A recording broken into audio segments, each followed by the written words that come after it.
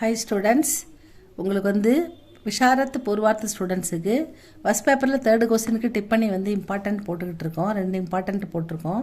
அது 2 மட்டும் படிங்க. ரொம்ப டைம் இல்லாதவங்க அது 2 மட்டும் படிங்க. இதுவும் சின்னதாக இருக்கிறதால இதுவும் இம்பார்ட்டன்ட்டில் கொஸ்டின் பேப்பரில் இருக்குது ஆப்ஷனில்.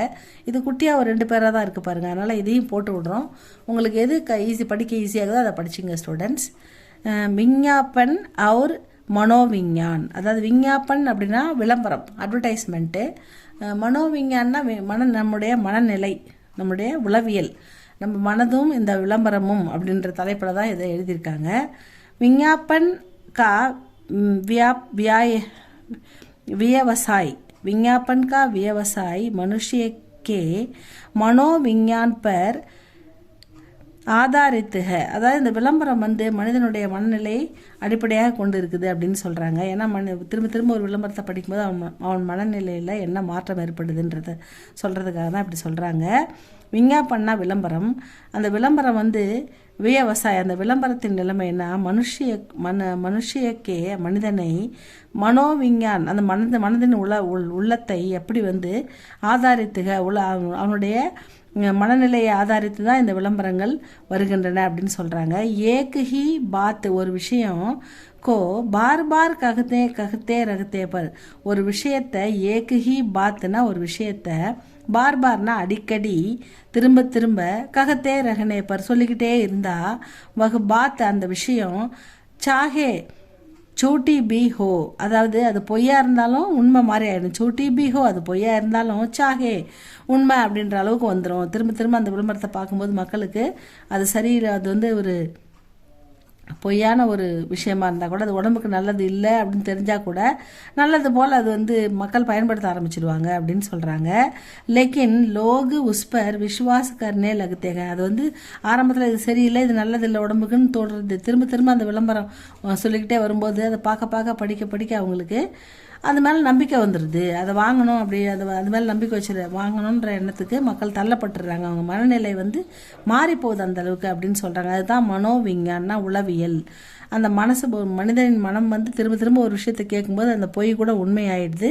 அந்த மனுஷனும் தன்னை அறியாமலே அதை நம்ப ஆரம்பிச்சிடறான், அதை வாங்கி பழக்கப்படுத்தவும் ஆரம்பிச்சிடறான் அப்படின்றது தான் இந்த விளம்பரத்தின் மூலமாக சொல்ல வராங்க. லேக்கக்கா ககனாக ஆசிரியர் என்ன சொல்கிறாருன்னா, लेखक का कहना है कि अच्छी चीज के लिए विज्ञापन की आवश्यकता ही नहीं है. अच्छी அப்படின்னா நல்ல, உண்மையான சிறந்த ஒரு பொருள், சீஜ்னா திங்ஸ், பொருள்கள்.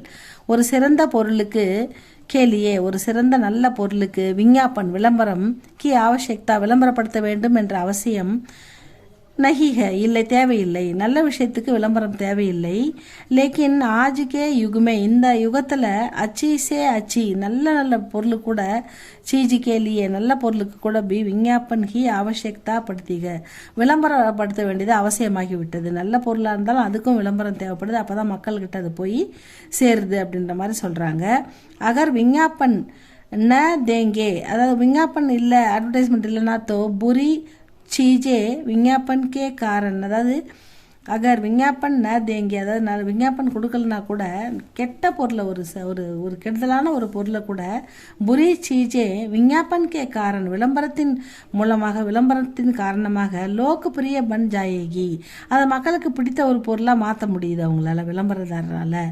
பர் புரி சீஜே இருந்தாலும் கெட்ட பொருள்கள் விஞ்ஞாபன் கே सहारे अधिक समय तक बाजार में टिक नहीं सकती, அதாவது ஒரு கெட்ட பொருள் என்னதான் விளம்பரப்படுத்தினாலும் அது அதிக நாட்கள் அதனுடைய போக்கு இருக்காது. பாசார்மே டிக்கு நகி, அந்த வியாபாரத்தில் நிற்காது.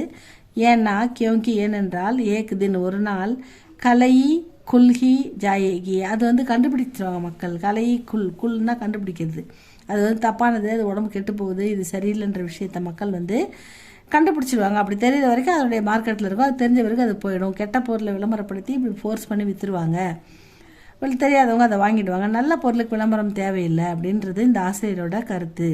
அதாவது நல்ல பொருளுக்கு, அதாவது அச்சி சீஜ் கேலியே விஞ்ஞாபன் கி ஆவசியக்தா ஹீ நஹீகன்ற பாயிண்ட்டை கண்டிப்பாக எழுதிடுங்க. அதே மாதிரி புரி சீஜே கெட்ட பொருள் வந்து விஞ்ஞாபன் கே சகாரே விளம்பரத்தோட உதவியால் அதிக சமய தக்கு பாசாருமே டிக் நகி சக்தி அதிக நாள் வந்து தாக்கு பிடிக்க முடியாது. அதால் கியோங்கி ஏகுதின் கலைக்குள் அதாவது மக்கள் வந்து அந்த கெட்ட விஷயத்த குல் ஹி ஜாயகி அதை மூட்டை கட்டிடுவாங்க வேணான்ட்டு, ஏன்னா அது சரியில்லை அப்படின்றத கண்டுபிடிச்சிடுவாங்க. இதுதான் வந்து விஞ்ஞாபன் விளம்பரமும் நம் மன உளவியலும் அப்படின்ற தலைப்பில் இந்த டிப்பணி வந்திருக்கு. இதை படித்து பாருங்கள். இப்போ உங்களுக்கு 3 டிப்பணி நான் போட்டிருக்கேன். இந்த 3 டிப்பணியுமே நீங்கள் படிச்சுக்கங்க. இதில் 2 வந்துடும் கண்டிப்பாக. இந்த செட்டை நல்லா எழுதுங்க students. All the best students. இது உங்களுக்கு பிடிச்சிருந்தா சப்ஸ்கிரைப் பண்ணுங்கள், லைக் பண்ணுங்கள் ஸ்டூடெண்ட்ஸ். தேங்க்யூ ஃபார் வாட்சிங்.